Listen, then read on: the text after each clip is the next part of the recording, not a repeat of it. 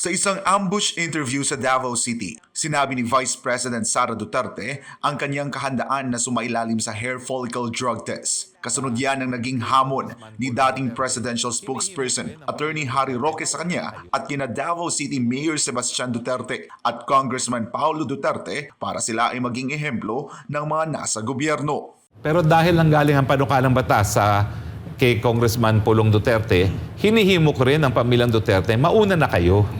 Miski wala pa pong batas, pwede naman kayong voluntaryo nang mapakita nyo sa taong bayan na dahil kayong humihingi ng mandatory drug test, wala rin kayong tinatago. So, ang aking panawagan, BP Sara, mahal kita, pero kinakailangan magsilbi kang ehemplo.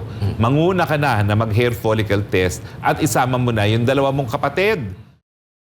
Sabi ni VP Sara, aayusin niya ang schedule ng kanyang pagpapatest. Dapat din ani ay may third party na kasali sa testing at hindi lang isang laboratory para masiguradong mabavalidate ang mga resulta. Sa inilabas na statement ni Roque, nagpapasalamat siya sa mabilis na pagpayag ng pangalawang Pangulo sa kanyang hamon na sumailalim sa hair follicle drug test. Aniya, patunay ito na sinasabuhay ni VP Sara ang leadership by example at siya ay talagang nakikinig sa taong bayan. Ang sunod namang tanong ni Roque, sino naman kaya ang sasama kay VP Sara para magpa-drug test din?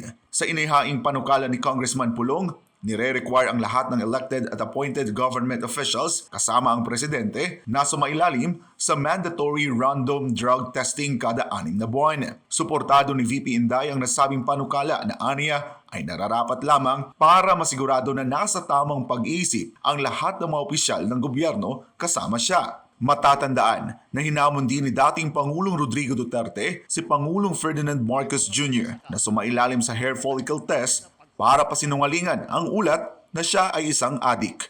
Para sa Diyos at sa Pilipinas kumahal, ako si Jason Rubrico, SMNR News.